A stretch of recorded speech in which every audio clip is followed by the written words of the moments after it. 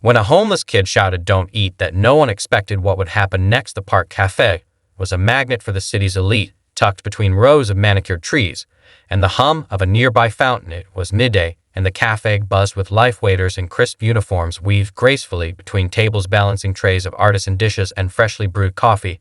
The air smelled of warm bread and the faint sweetness of blooming flowers. But for one man, none of this seemed remarkable. At a prime table in the center sat Bernard Green, a name synonymous with power and wealth. He had built his empire from scratch, starting with real estate in his 20s and expanding into ventures that few could dream of at 72. He carried himself with the confidence of someone who owned not just his world, but perhaps the worlds of everyone around him. His sharp suit and gold-brimmed glasses reflected a life of opulence, yet as he glanced at the menu his movements were slow, almost hesitant. Opposite him sat Marissa, his much younger wife, a woman who seemed plucked straight out of a magazine cover. Her jet-black hair framed a face that was impossibly polished. Her bright red lipstick, carefully applied, every inch of her screamed elegance. But her smile didn't quite reach her eyes. She twirled a diamond bracelet on her wrist, absent-mindedly, her attention fixed not on her husband, but on her phone screen. Nearby, a boy lingered just beyond the patio fence. He was small for his age, his oversized hoodie hanging loosely on his thin frame. His dark eyes darted from table to table, scanning plates and pockets, looking for an opportunity. His name was Malik.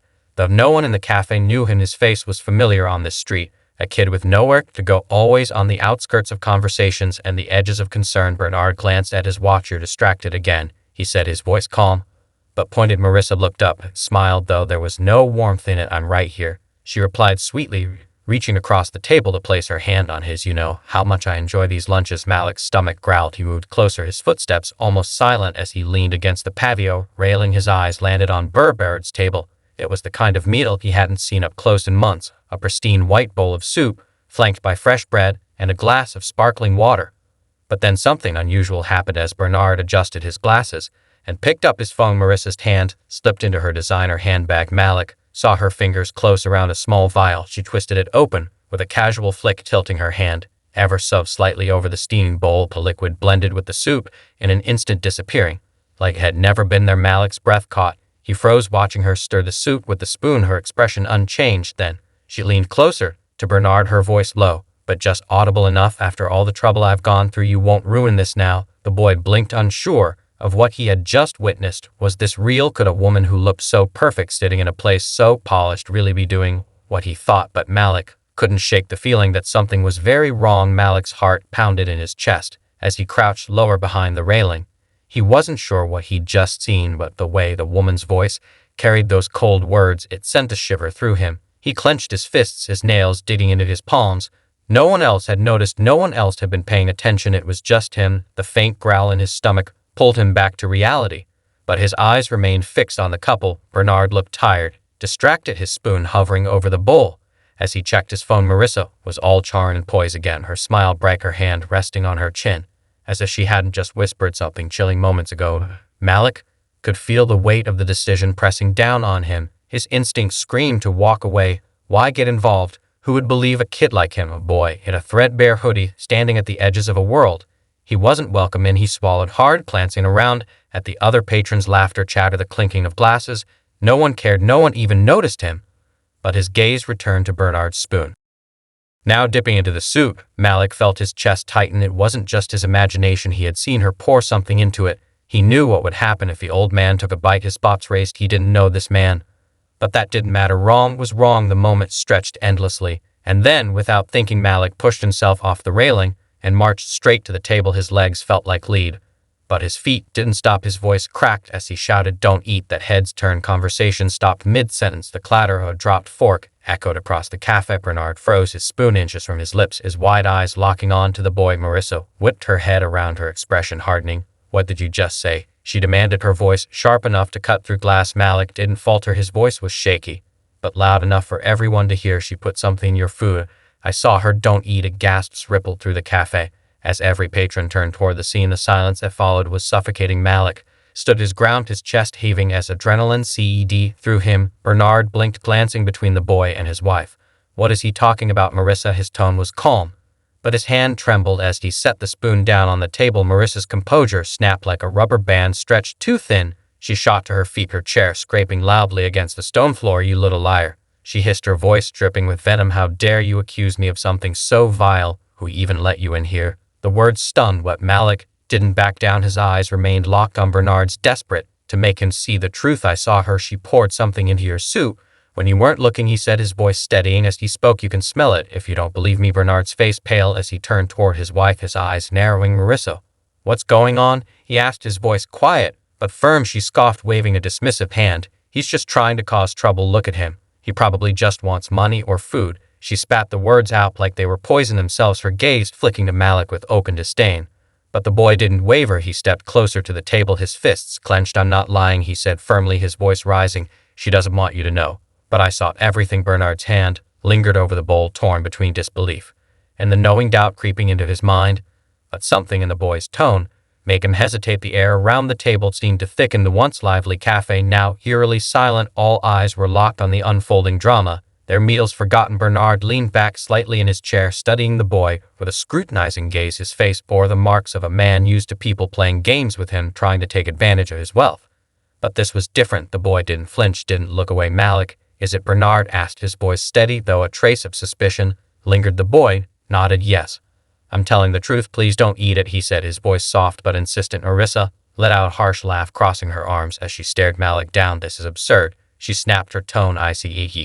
Just some street kid looking for attention. Are you really going to entertain this nonsense, Bernard? But Bernard didn't answer her. Instead, he picked up the spoon again, this time holding it closer to his face. His hand trembled slightly, not from fear, but from the quiet storm brewing within him. Marissa, he said slowly, his eyes meeting hers. You heard him. What exactly is going on here? Marissa's mask of poise cracked further, her lips pressing into a thin line. I can't believe you're even asking me that. It's insulting. She turned to the growing crowd, her voice rising. He's lying. Look at him. He probably doesn't even know who you are. Why would you trust him over me? The weight of her words hung in the air, but they didn't have the effect she'd hoped for. The crowd was murmuring now, their eyes darting between the three of them. Whispers floated through the air. Did she really do it? Look at her. She seems nervous. That boy doesn't look like he's making this up. The murmurs only fueled Marissa's fury. She slammed her hands on the table, her polished demeanor gone. Enough of this, Bernard. Eat your damn soup and let's go, she hissed, her voice trembling with rage. But Malik wasn't backing down. He took another step forward, his fists clenched tightly. If you won't believe me, then call someone to test it, he said, his voice rising with urgency. You're rich, you've got lawyers, doctors, people who can figure it out. But don't eat it. If you do, you'll regret it. Bernard's jaw tightened as he turned back to the bowl. The spoon was still in his hand, but he didn't lift it to his lips. His eyes, tired and calculating, shifted to his wife. Marissa, he said, his voice low, you've been acting strange for weeks now. This, her face flushed, and she stumbled over her words. I don't know what you're talking about. You can't seriously think I'd poison you, Bernard finished for her, his tone razor sharp. The crowd gasped audibly, their whispers growing louder. Malik stood firm, his gaze unwavering. He could feel his heart pounding, but he wouldn't let it show. He'd done what he could. Now it was up to Bernard to make the next move. Marissa straightened up, her expression hardening into something cold and music unfamiliar. This is ridiculous. I don't have to sit here and listen to this nonsense, she said, grabbing her handbag.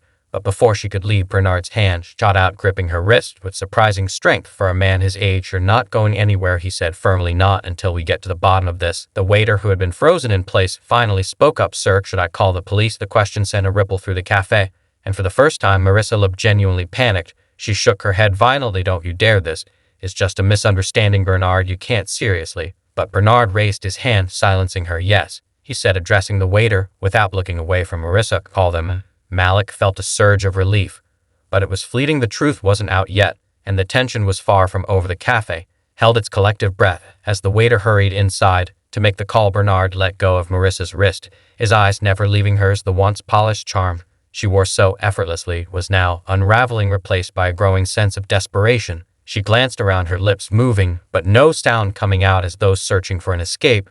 Meanwhile, Malik stood a few steps back, his hands shaking slightly. He'd done all he could. But now he felt the weight of doubt creeping in. What if the man didn't believe him after all? What if she managed to torque her way out of this? He clenched his fists, forcing himself to stay rooted in place. Malik, Bernard said suddenly, his voice cutting through the tension. You said you saw her put something in the soup. Can you describe it? The boy nodded, quickly stepping forward. It was a small bottle like one you use for medicine, clear liquid. She poured it in when you were looking at your phone, then stirred it. I swear I saw it. Bernard's face tightened. He turned to Marissa, who was already shaking her head. This is absurd, Heenan lying. Why would I? But Bernard cut her off. Why would he lie? What could he possibly gain from this? The crowd murmured again, and the sound of sirens in the distance added to the charged atmosphere. Marissa's eyes darted toward the so, and for a split second her carefully crafted facade slipped completely. She looked cornered, then as if grasping at straws, she rounded on Malik. You've been spying on us, haven't you, trying to cause trouble because you're jealous of people who actually have something? The words hit Malik like a slap.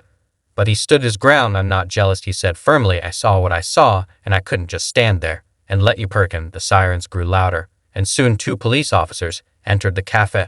The room seemed to shrink as they approached the table, their hands resting on their belts. What's going on here? One of them asked, his tone neutral but authoritative. Bernard stood his towering frame, still commanding respect despite his age. Officers, I need you to take a look at this, he said, gesturing toward the bowl of soup.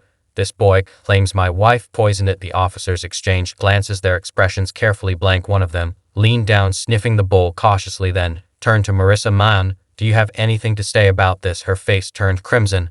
This is ridiculous. He's just a street kid trying to make trouble. Bernard, you're really going to let this nonsense go this far? But the officer wasn't buying her deflection. Weck, need to test the contents, he said, reaching for the bowl.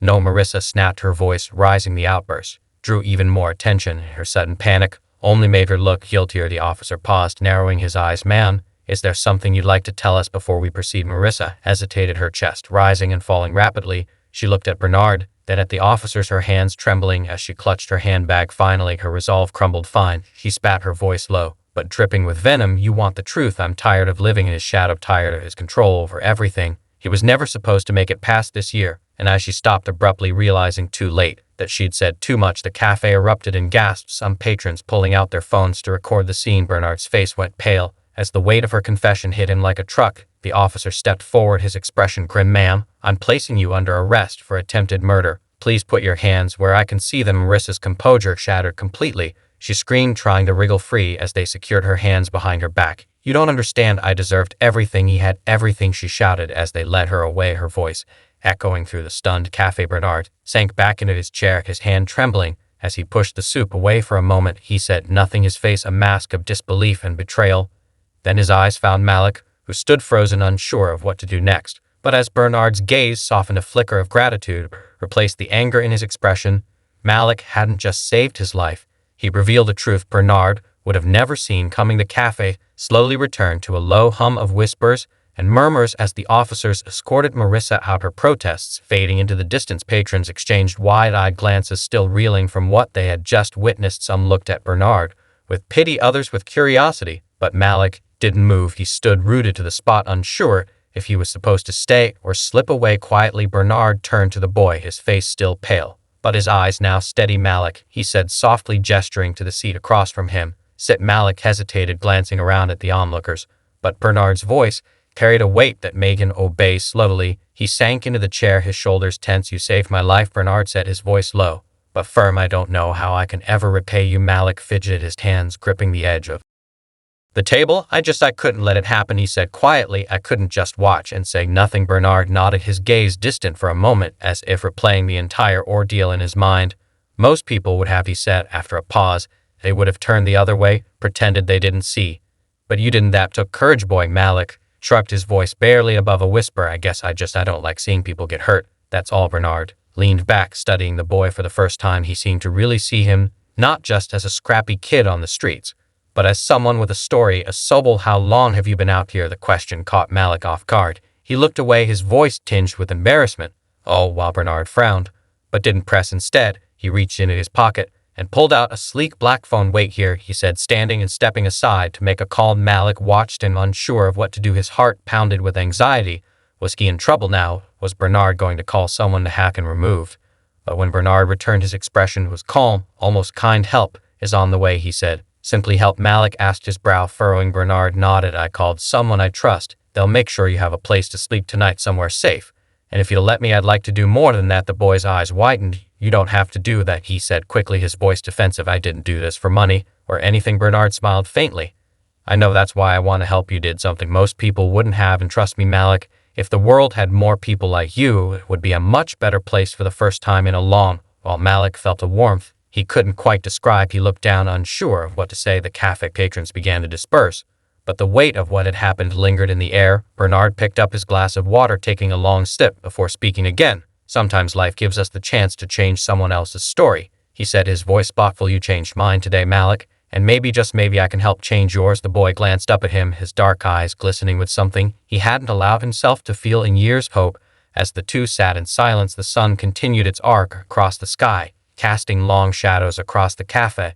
The lesson wasn't lost on anyone who had witnessed the event. Courage doesn't always wear a suit, and kindness doesn't always come from the wealthy. Sometimes it's the people we overlook who have the greatest strength of all. In the end, Malik's bravery didn't just save a life, it reminded everyone in that cafe of the power of standing up for what's right, no matter the odds. If this story moved you, don't forget to hit that subscribe button and join us for more tales of courage, truth, and redemption. Share this video with someone who might need a reminder that even small actions can create life-changing impacts.